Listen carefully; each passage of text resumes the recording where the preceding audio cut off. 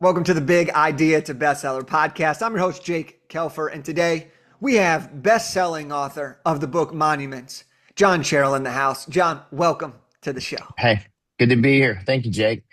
Good to be here. Man, Finally, good to be here. It's been a minute. yeah, I'm so pumped for this though, man, because you worked your butt off to get this book done, and you have kicked off your book launch with just an incredible amount of momentum and success. And I just want to know, let's get this thing started here. Tell us about the Yeah. book. Why'd you do it? What's it all about? I'm a person of faith, big time. I'm a pastor, church planter. I started as a musician, which always makes me jokingly tell people that I'm just bootlegging this pastor thing. Not super comfortable in the chair. I was kind of a maverick growing up. Probably one of the most frustrating ADHD kids imaginable. Now we have titles for that.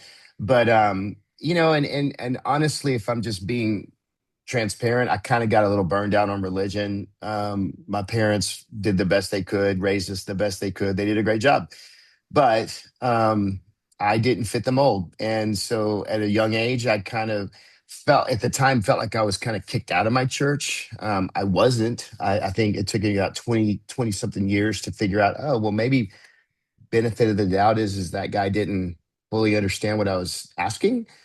But nevertheless, it took me to a place where, as a pastor, I just didn't want to be your typical religious guy. I mean, I'm bound by biblical standards and code, but I always felt like that church didn't have to be this stoic, stuck type of place. And so, launched this church. Fast forward, now I'm preaching and not singing. That was different rhythm. It's like writing a never-ending term paper. You have to report every Sunday. And then people started coming to me saying, "Why aren't you writing?" And honestly, it was very daunting. If you would have said, "Hey, go record a music project," great, know how to do it, know what it costs, know the corners I can cut and still not lose quality. But writing a book, that felt like, golly, I can't do that. And honestly, came across you guys somehow. I still don't know, other than I can be, I can be super religious and go, the Lord did it. But came across you guys and the system, the structure, awesome, helped, so helpful. My writing coach was a godsend, literally. He knew, it's like he and I just knew each other. It was very strange. Like he could speak my language, and so yeah, started this journey. I felt like it was the right time. We were marching up to a 25-year anniversary of a very important ministry, and I felt like the theme was right. The theme came from a trip that I took in 2018, where I was looking at this monument and it moved me. And but what the interesting thing that moved me wasn't necessarily the monument; it was the park benches that surrounded it, which was really odd, a park bench. But as I was leaving, I really felt like I heard from God that day, and I felt like He was saying, "Are you going to live your life to be a monument to me, or are you going to be satisfied to be a spectator like so many other people that just sit on the sidelines while someone else is living a monumental life?" Mm. And I knew God had called me to live a monumental life. I think God calls all of His created. We're all created in the image of God. He's given us this gift of life, and He wants us to live this monumental life. And so that's why I wrote the book. I mean, I can't say I launched into that feeling like confident that I was going to put a cohesive sentence together, much less chapters. Yeah. But yeah, I think it was a cathartic process. I think that it was a necessary thing. I feel like it's a legacy piece that I can leave to my kids and my kids' kids, and a few generations later, when they don't have a clue who I am, they can go back and say, "Oh, this was, part of my family line, and this is the stories." And so that's kind of the other why behind the what. Yeah, I love the story of how it came to be. Tell me a little bit more about, in the book, there's so many different things that you share, that you talk about. If somebody was thinking about picking up the book and they're going to be so excited to grab it by the end of this conversation, but just to get them excited about, like, what are a few of the things that if they were to pick up your book, they're going to be able to learn, or they're going to have their eyes open to, or they're going to maybe Yeah. have an aha moment around? Well, I mean, off the cuff, one of the things about me is I don't, uh, you know, whatever people may feel about pastors or church or faith or anything like that. Like, I don't, the last thing you're ever going to hear from me is I've got it all together. um my life is perfect, because I serve the Lord or whatever, because I'm a man of faith. All the T's are crossed, and that far from it. And so it's a very transparent, let me just kind of peel back the layers and show you that I have struggled for so many years with things like insecurity and doubt in myself and fear, and I talk a lot about those things from the get go. I tackle them because here's what I know. Regardless of if whether you're a person of faith or not, I believe that every single person is hardwired. In fact, Maslow's hierarchy of needs, if we want to talk psychiatry, psychology, every one of us is hardwired with a desire for transcendence, meaning we want to make a difference in this life. We don't want to just live and exist and then all of a sudden, poof, one day we're gone and it didn't matter. Like, we want to live a life that matters. And so, for me, I feel like if someone were to pick up the book, person of faith or not, they're going to be encouraged in some areas of faith, but not in the pushy way. It's going to be an invitation, but it's going to be a self. Let's go through a season of self exploration, because maybe I've dealt with fear, maybe I've dealt with insecurity, maybe I've dealt with self doubt, and maybe I've had some wounds that unfortunately I've allowed to define me. Right. Mm. So I wanted to take those things and show the reader, that what, I'm the same, and I've been through those seasons, and it's not that I've not fully graduated from some of them. I'm still struggling through some of those things, right? Difference is I feel like I've got a foundation by which I can kind of feel confident in with my relationship with Jesus, and also just my knowledge of, and maybe I've grown into this in 50 years of life, but I feel very confident in who I am, who I belong to, and what I'm called to do and be now. And so, um, but still, you gotta struggle through those seasons, right? There's rough and rocky roads that are going to take you to a beautiful place if you allow it, or you can kind of live in a self exile of prison, if, in a sense, right? Of some of that pain. And Mhm. so, we tackle those things, and we talk about, the enemy of faith and fulfillment is fear. I mean, if you want to live a fulfilled life, fear is going to keep you in a prison of pain that is not going to allow you to live into that plentiful, that provision of satisfaction, right? And so Yeah. that's some of the stuff that I think is going to really resonate with just about anybody. Yeah. I think it's so nice and refreshing when an author who writes a book like this, who's guiding people, sharing thoughts, sharing experience, is honest about their stuff, right? I think there's so many Yeah. books out there where the author feels this urge to try to be perfect or to try to feel like they have all the answers. But in Oh yeah. reality, but in reality, I think what makes really great books and books that connect really well, which is why your book has, dozens of reviews in just the first week alone, is when people can feel connected to the author and they could feel like, you know what, this author actually gets me. They Mm, they went through this, and sure, they may be a couple steps ahead of me, but they're just sharing mhm. what they've learned, what they've experienced, and that is relatable. And that's something that I think throughout your experience of working with us and throughout how you've been doing this, that's always been your MO. You've always tried to make sure that, I'm not perfect, but I'm doing the best I can. And I'm going to share with you, what I've learned along the way. And that's, I think, something that's going to resonate with so many readers. And so I appreciate you sharing that and leading with that. Yeah. Well, I hope so. I mean, the last thing I would ever want anyone to do is to just kind of ignore it by the sense of, oh, well, this guy's got his stuff figured out. No, not even nearly. Um, on a journey till the day I die, and Yeah. glad to admit it. In fact, I think that especially in matters of faith, um, I feel like that we always try to clean it up and dress it up before we feel like that we're okay or enough. And I think that's the opposite of the gospel, actually, is Mm, that we couldn't do it for ourselves. So Jesus came and did it for us. So why do we need to placate? Right? Like, let's just be let's be who we are, where we are, and trust that God's going to take us to these places.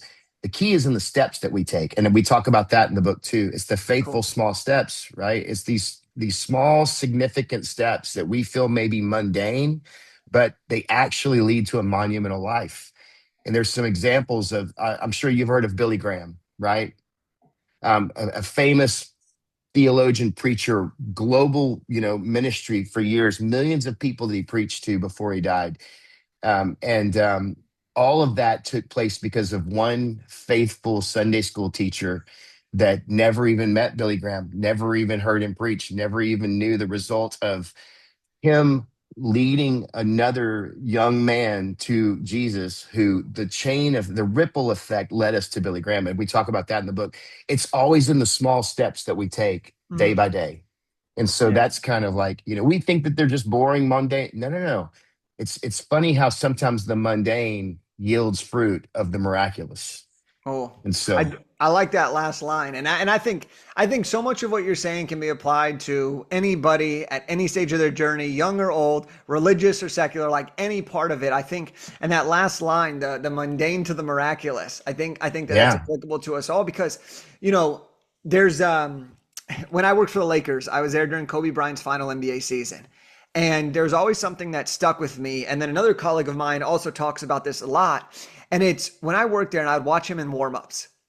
Kobe mm, Bryant wasn't doing anything fancy in his warmups. He wasn't doing big fancy dunks. He wasn't trying to wow the crowd in warmups. He was doing his signature fadeaway jump shot. He was doing his yeah, pull up jump shot. When you get so great at the mundane, when you put in the repetitions of the things that everybody knows to do, the results yeah, become miraculous. And it seems like it happens instantaneously because one day right. it all clicks. One day it all happens. One day you get recognized. One day the thing you've been seeking actually comes to fruition. And Yeah, none of that happens unless you do the basics, the fundamentals, the mundane, and you trust yourself and whoever you believe in, to get you to that next yeah. level, right? Well, like in the Kobe thing, I think of Steph Curry. I heard him talk about this one time. We see the highlight reel. We see the thing that he makes it look so easy, right? Kobe made things look so easy, but no one saw, like Steph Curry says, no one saw the 1,000 times he shot that shot every day Yeah. when no one knew who he was. Mm-hmm. Every day, the same shot 1,000 times a day. No Yeah. one saw that, but they see the highlight reel now. So it took those small steps that felt probably very frustrating in some days that led to the highlight reel that we see of Kobe Bryant or that the likes of Steph Curry. So Yeah. yeah. No, it's great. So tell me about this, right? You're building out this book. You mentioned some of the doubts you had at the beginning, and then you're going through this book process. Were there any standout moments or turning points in your book journey where you're like, all right, it's happening, or holy smokes, I can't believe it's here? Yeah. So, I took the longest route possible. It took me nearly a year, I think, to finally do the whole thing, get it done, which, time is money. But I also know that that was such an intentional thing. Like, I don't find that it was accidental. Through the course of that year, I took a few trips that I felt like the book wouldn't be what it is without those trips. Because along the journey, I was actually, it's like I'm being poured into and I'm being awakened to. And for example, my wife and I, when we first got married in 1999, I was 3. I'm just playing, but very young. But when we first got married, we actually went to New York 3 times before 9/11. We loved it. It was so much fun. Part of our honeymoon in New York. So we'd been 3 times. After 9/11, we had never been back to New York City. And it's not because we didn't want to go. It's just life and boys and all the things, career and then if you're going to go on vacation, you're probably going to want to some tropical seems to be the place, right? So we just hadn't been back. Well, we had an opportunity to go back, and while I'm writing the book, and I made a point to say we're going to go see the Statue of Liberty. We're going to go to the 9/11 Museum. We're going to. I just wanted to take in some monuments and think, just listen, just look and learn and observe and just like soak it in. And to me, it's like even those little things made a big impact. Like there's a part where I actually talk about the Statue of Liberty, which probably sounds so strange, but it makes sense when you read it. And I talk about the 9/11 Museum and what you understand those things really mean, what they stand for, and even some of the stories in the 9/11 Museum that you don't want to read about. You don't want to hear about these guys that did this thing, but the truth of the matter is they're part of the story. right? And and it's one point that I always say to my church, and I think it's an important point that we all learn, and it's in the book where I say, we are such a significant part of a greater story. We may not be the exact point of that story sometimes, but our lives are a significant part of a greater story.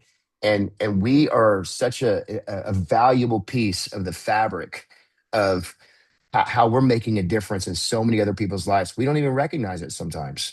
Mm, And so the timeline, yeah, it was tough, but I do not regret it. I felt like that there were some moments along the way that I felt like, okay, this can happen. One time we were in Mexico for a destination wedding, and that was very catalytic. I think I knocked out three of the chapters while we were there, and they were some of my favorite chapters, possibly because it was one of the most beautiful areas I've been into in a long time. So I was very inspired. But and then finally getting to the end where we actually tried to release in December, and then life and Christmas and church and all the things, and it was just like, no, the providential time was in February because that 25-year ministry we celebrate is called 220. It's based on Galatians chapter 2, verse 20. And we released the book on February the 20th, 220. And I felt like that was such a great exclamation point for a very long journey. So I have no regrets. that's awesome. That's awesome. And Yeah. and talk about the launch for a second. Like launching the book is one of every author's most overwhelming, stressful, awesome, exciting parts of their Yeah. journey.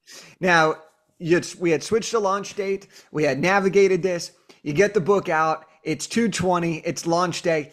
Talk to me. How'd you celebrate? What'd you do? What was it like to finally have it out, to see your book hit number one? Walk me through it. That was wild. Well, we first got the book in, and that was a pretty wild, surreal moment to actually hold this thing that, was so much of your life's work. And then there's so much of your life story. It's so different than because I've released, back in the day when we made like cassette tapes. Like I had a cassette, I'm so old. CDs, right? Like I had recorded multiple CDs. I've been a part of CDs, and that was always cool. But the book was different because a song is a 3.5 minute journey that you're limited in cadence and syllable, and that's its own thing in and of itself. It's special, but it's different. A book, it's like so much of my life was poured into this, not just time and effort, but story. It's very vulnerable. And so that was really cool. Leading up to launch day, though, was really incredible because I didn't know what to expect. I mean, kind of pretty much self-published. I got a church, love them. I got this ministry thing with all these students, love them. But at the same time, I mean, this is a very small sliver of the general public, right? It's not like we're going to throw this thing out there and I'm some big, you know, um, J.K. Rollins, we're going to millions in, nah, right? So who knows? But I was absolutely overwhelmed. I was incredibly humbled, blown away. Man, people just got behind it. And, I can't. Of course, you're the wizard. You're the genius. The wizard behind the curtain that knows how to position it and all the things. And I think we hit number one in at least three, if not four categories that we had put in. And then, like you said, somewhere around 30 some odd unique reviews already within the first few days. That was absolutely mind blowing to me. And I told my wife, I said, maybe I missed it because I was in this music career for so many years, decades, 2 decades. And I never had an opening weekend on Mm, any of my music like I did on this book. And so I don't know, I mean, I'm not going to challenge God's timeline, but I kind of wish that I would have written a book a few more years earlier. So it was sure. really cool, man. It's been fun. It's been a lot of fun. No, it's amazing, and I always love hearing people talk about the launch because I've done it 4 times for my own books, and we've helped hundreds of people do it, but it's so hard. I could tell you everything, I could prepare you for everything, I could give you the guidance of like this is what to do, but until that you actually have that launch day and you get to experience it, you can't describe it right until it Right. happens, and then you're like, wow, the support, the overflow. It is unbelievable what happens because people show up way bigger than you ever thought. People show up in spades. People are so excited to be part of Yeah. this experience for you, and it's you use a great word. It's humbling, right? It's just so Yeah. beautiful and humbling to see people gather around you, support you, because it's just a little bit of that validation that you're on the right path and that you're doing something that's actually making a difference. And you said that earlier that we're here to fulfill, right? We're here Yeah. to live a purpose, and this book is part of your purpose. This book is already inspiring so many people, and that's what it's all about. Is you sharing a message Yeah. that you believe in, and not everyone's gonna love your book, and that's okay. And the people who Yeah. are gonna find your book and love your book, that's what it's all about because that's who the book is for. So overall, John, unbelievable job. I know it was some up and downs throughout the experience, but overall, man, you did something special, and I hope that you're really, really proud of what you've created and where you're at today. I am. And I'm super thankful to you guys and to the team. It's been awesome. Of course. Now, before we wrap up here, you start your book. I'm going to go deep for a second here, and then we'll wrap up and show people how they could get the book. But I want to give people one more teaser. Now, you start the book with something that's really passionate to you and a very important story to you. And so, if you don't mind, I'd love for you to kind of give people a teaser into how you open up the book because so far, this is already one of the most requested, most topics that's resonating most with people. So, can you give us a little Yeah. insight into how you kind of began the book and what we can look forward to when we pick up a copy? Yeah. So I've got three boys, three birth stories. Two of them were pretty dramatic. The last one being the most dramatic for sure. Well, I shouldn't say that. They both had their thing, but our third son was born at 23 weeks and 4 days gestation, which was just on the edge of viability, especially in 2007 when he was born. And and so here I was at the time, a professional, we jokingly say professional Christian, traveling musician, worship leader, songwriter, recording artist, whatever you want to call it, striving, like trying to build the MySpace thing, trying to build the Facebook thing, because the music industry, when everything went digital, it kind of turned it on its head, and so all of a sudden you went from how many dates are you booked to, well, how many friends do you have on MySpace? And so, man, I'm really working it hard, right? And we've got this youth camp that we're doing and launching and all these things that are going on. And I don't feel like any of those things are bad things. I don't feel like that they were yeah, I don't know. And so I just we're working really hard. And then all of a sudden here comes my son and it's like the needle's off the record. We don't know if he's gonna live. It challenges our faith. I mean, like I said, professional Christian. I've been in ministry and been serving the Lord since I was, a kid and not always perfect, but thank God he's perfect. And and man, I just it was really challenging. And we come through that season. He lives. It's miraculous. He was given less than the less than 1% chance of survival, less than 0% chance of survival without horrific difficulties. And here he is, and honestly, given a cerebral palsy diagnosis, but if you met the kid today, you would never know he had a problem. Not even one. He's 18 years old now, and he's amazing.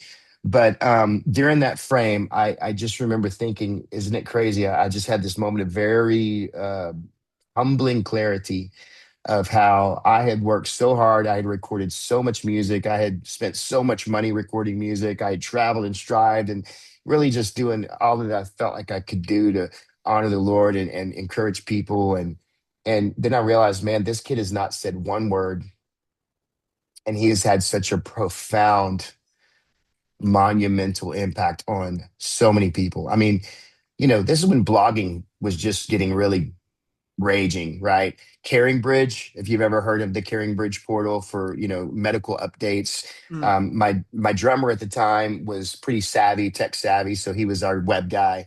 He immediately he built a website. It was Pray for Kyle is what we called it. And there's a story there, but we don't have time. But he built this site and attached our Caring Bridge to it. And so we looked up within about a 3-week, 4-week span of being in the hospital, because we were there for 115 days with him. But in about 4 weeks, there was over 350, 360,000 unique viewers that were reading this blog daily.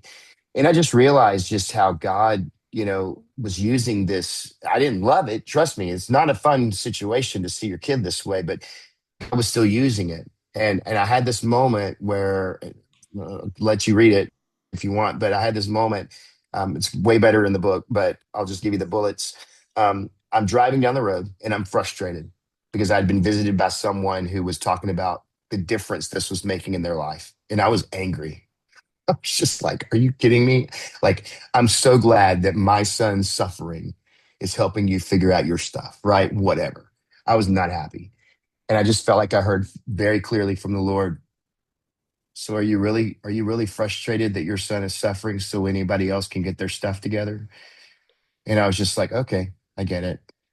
I get it. And I understand that, yes, Jesus suffered the worst so that we could get our stuff together. I get it. But I didn't want to hear that from the Lord at that time. But it was just, this idea that, man, God really, you know, he was using my little boy's life, even as young and fragile as it was, to speak volumes to people, to Mm, encourage them in their own journey, somehow. And it just made me realize, just it's really in who you are, not what you do, mhm. right? It's really in your life in and of itself, and what that means to people. And that's kind of part of the launch pad of Yeah. the or that's where it kind of launches the whole storyline. So Yeah. So anyway. for people that want to get more info about you, the book, they want to dig deeper into everything that we talked about today. How do they get the Yeah. book? How do we support you, connect with you? So they can go to Amazon and they can look up John Sherrill. That's JohnSherrill, two R's, two L's. There's actually another author named John Sherrill, so be careful. Good guy. He's no longer with us, but he's written a lot of great stuff. I've read it. But it's called Monuments, and it's just kind of the subtitle is, engaging God's design and desire for your life, because I really believe that that's it, embracing God's design and desire for your life. So Monuments, John Sherrill, Amazon. You can go to johnsherrill.com to learn more. You can see me on Facebook, facebook.com/John Sherrill, same spelling. And then on Instagram, it's Pastor John Sherrill, because someone else took mine. So that's how you can find me. Cool. We'll link it all up, and I appreciate you for coming on the show, John. Everyone who's listening to this, man, make sure you get a copy of John's book. If anything that he shared today resonated, he put a lot of effort into this, a lot of time into this, and he's doing something great. People are really resonating with the Yeah. story, and we want you to also be able to give yourself that chance. And so, before we wrap up here, I always do a challenge to finish up every episode with a guest. And so, here's the challenge today: the mundane into the miraculous. That was something that we're going to talk about, and that's something that I think can apply to every single person. So, the challenge is this: where in your area is there something mundane that you're avoiding because you don't want to Mm, do the little things? Where is the yeah. thing that you know that if you do this for 2 minutes a day, 5 minutes a day, your life could significantly change for the better? Find the mundane, do the mundane, and let the miracles happen. That's what we got for you today. This has been awesome. John, thank you for being on the show, and we'll see you on the next one. Thanks.